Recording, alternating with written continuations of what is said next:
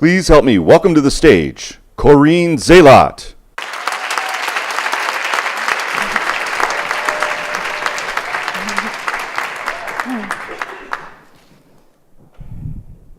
On September 4th, 1984, at age 14, I was abducted, beaten, and raped by a convicted killer.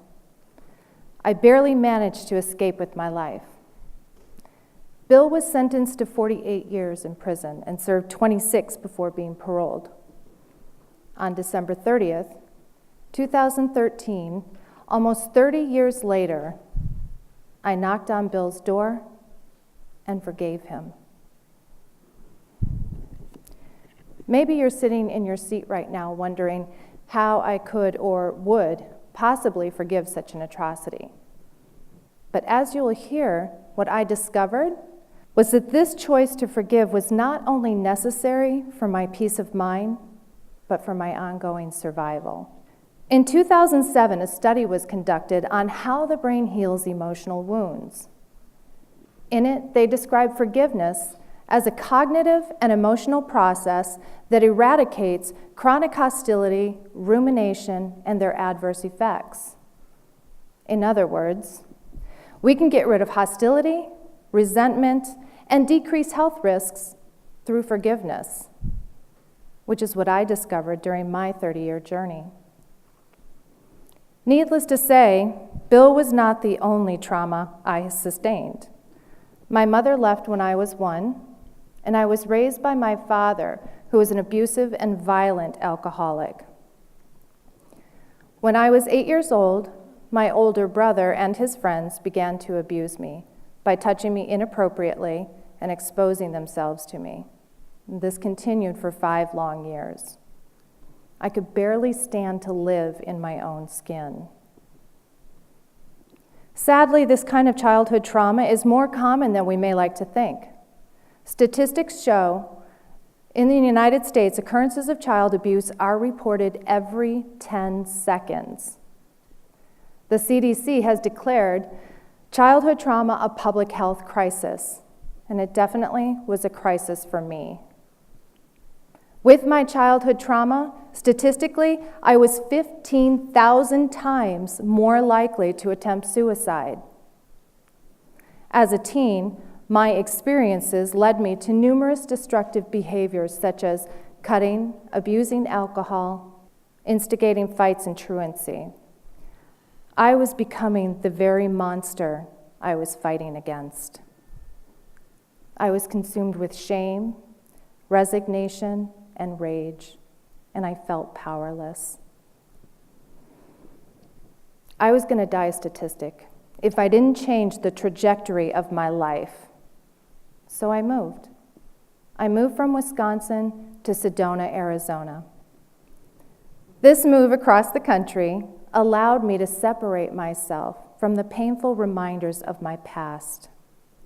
This separation enabled me to start calming my nervous system and process all that had happened.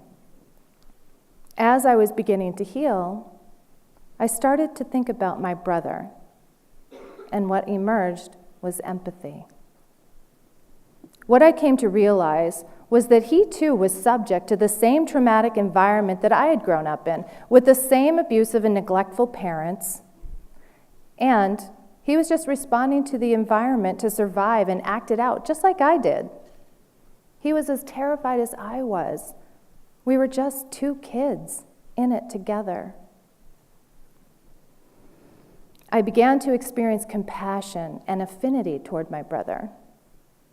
It was then that I realized what was missing was forgiveness.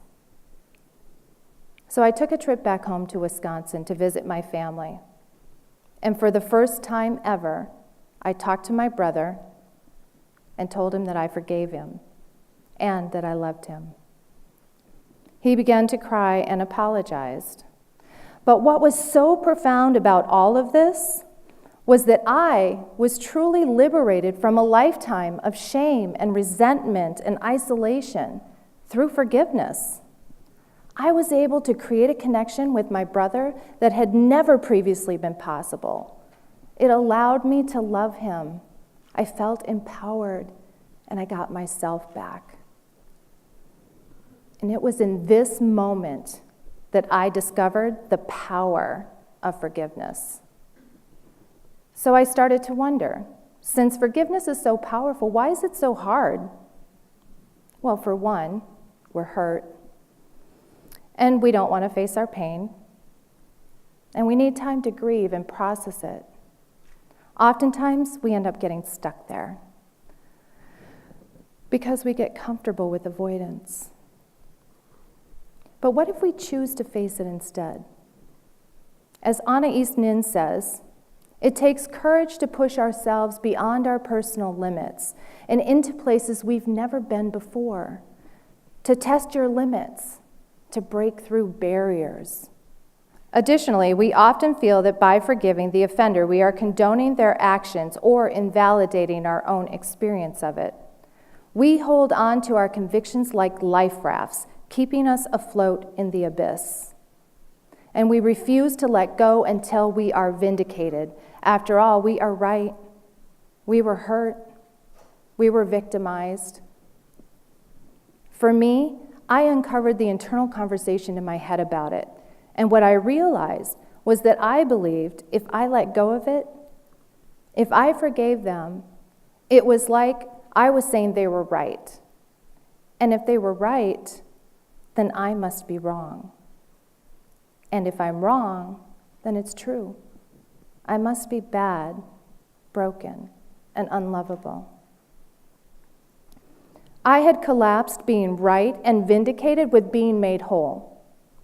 It was like proving I was right was going to make me whole and complete. Instead, it only kept me broken and incomplete and repeating my dysfunctional patterns. I realized if I really wanted to be done or free of my past and live a created life, I had to dig deep and really forgive.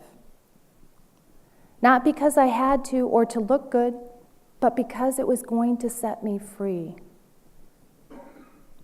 I'm not telling you that you should forgive, but perhaps you could just consider it.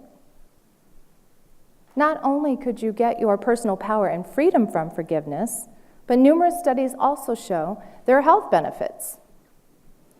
A study conducted by Johns Hopkins reports the health benefits such as lowering the risk of heart attack, improving cholesterol levels and sleep, and reducing pain, blood pressure, and levels of anxiety and depression and stress, which is precisely what I experienced. As a result of my trauma, I had been diagnosed with peptic ulcers, severe anxiety, depression, which was debilitating at times. When I finally went inward and dealt with my pain, my health got better. My ulcers went away, and now I'm statistically healthier than many women my own age. So, are you ready to forgive? How good are you willing to have your life be? Who in your life have you not forgiven? Do you still get emotional when you think about that person or situation? Why have you not forgiven? Or have you said the words but are still resentful? Consider this. The absence of forgiveness is really the absence of completely processing the experience of what hurt us. We are then holding our own self hostage to the past. Forgiveness is not about letting someone else off the hook or condoning their behaviors. It's for us. As Martin Luther King said, we must develop and maintain the capacity to forgive. He who is devoid of the power to forgive is devoid of the power to love. There is some good in the worst of us, and some evil in the best of us. And when we discover this, we are less prone to hate our enemies. If you really want to take back your life, forgive someone. Thank you.